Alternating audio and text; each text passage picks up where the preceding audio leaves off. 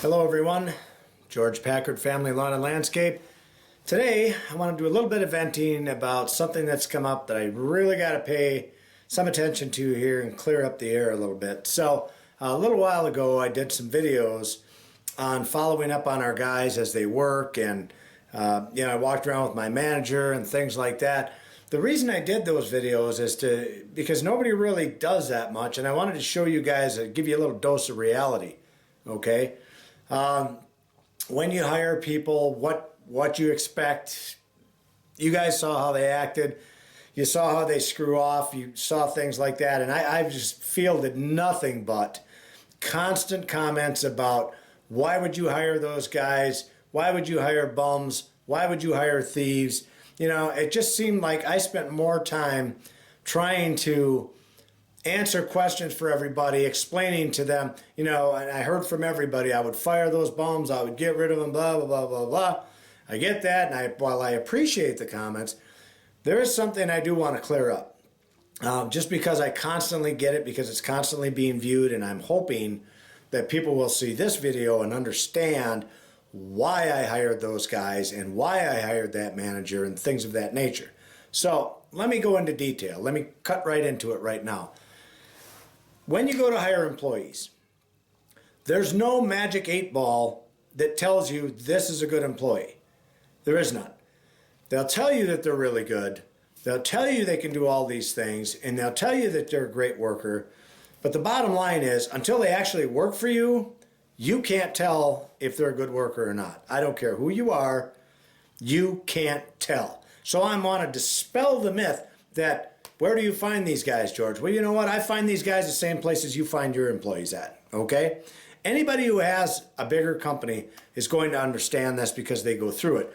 For those of you guys who have a small company, you're probably not going to understand what we go through once you start to have a bigger company, when you're running 20, 30 guys, of how you manage that and how you constantly find those employees.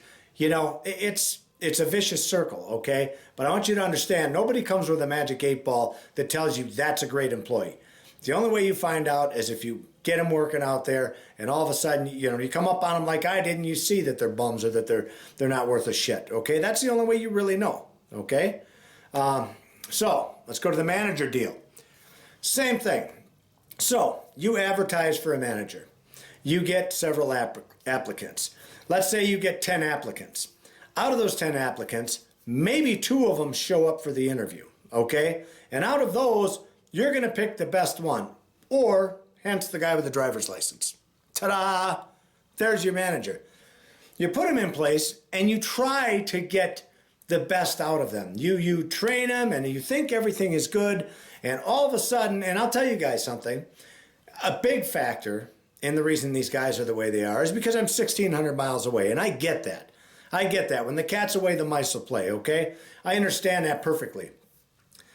While I'm there, understand this, guys, while I'm there, they work great. You couldn't ask for a better employee.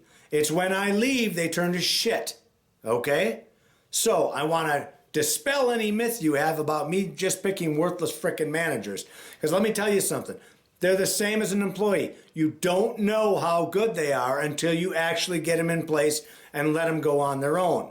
If they go on their own and they do a good job, fantastic. We did good. But again, there's no magic 8-ball. There's no magic 8-ball that's going to tell you that's a great manager. Okay, so I really want to stop the comments coming in about why do you hire bums? Why do you hire thieves? It's because you don't frickin' know. Boy, it felt better. Okay. So anyway, you don't expect bums, you don't expect thieves, you hope for the best because I feel that there's good in everybody, but obviously in a lot of these people there's not, okay? There are a lot of good in a lot of people though. So, that being said, I'm going to tell you guys a story about an employee that I had right here in Wisconsin just the other day. You guys will probably get a kick out of this one. So this guy, we're working, and I had him on the crew with me.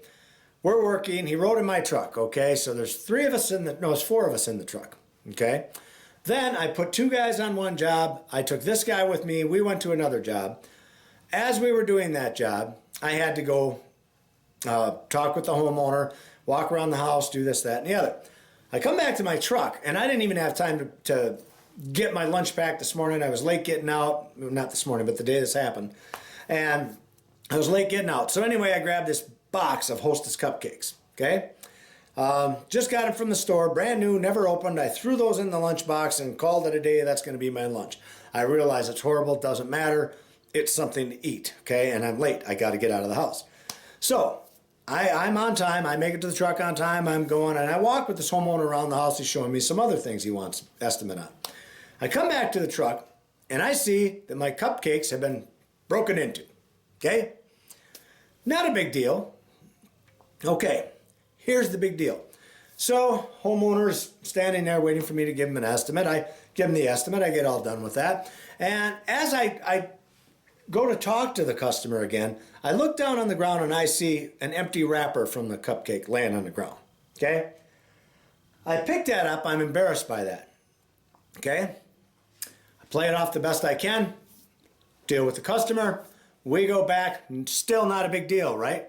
Okay, I find my worker then. End of the day, I don't say anything till the end of the day. And I said to him, I'm like, Bob, why did you take cupcakes out of my box without asking me? And you know what his response was? I didn't do it. I'm like, Bob, there's two guys here. It's you and it's me. That was a brand new box of cupcakes. Two of them are gone out of there. And to top it off, the frickin' wrapper was laying on the ground on the customer's property right in front of him when he walked back to the truck by me, and it wasn't there when we walked away. When we came back, it was there, which is embarrassing enough. It's not a big deal. It's frickin' cupcake, dude. The problem is you stole the goddamn thing, okay? That's the problem. And the second problem is you don't want to fess up to it. So you know what? I'm going to ask you one more time. Why did you take them without asking? And again, it's not the principle of it. It's like, what, 50 cents worth of cupcakes? Who gives a shit, right? It's the principle of it. You don't frickin' take it. What if I went to work with you guys and I stole your fucking sandwich out of your box? How would you feel about that, right? That's how I felt about what he did with my cupcake.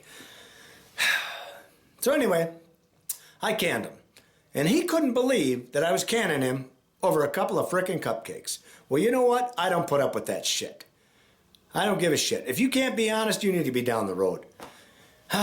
Anyway, I just needed to clear things up about that video that I did and following up with my guys. And I appreciate you guys letting me vent. And have a nice day. George Packard, Family Lawn and Landscape. Don't forget, we archive all of our videos down below on our websites. The links are down below. Click on them.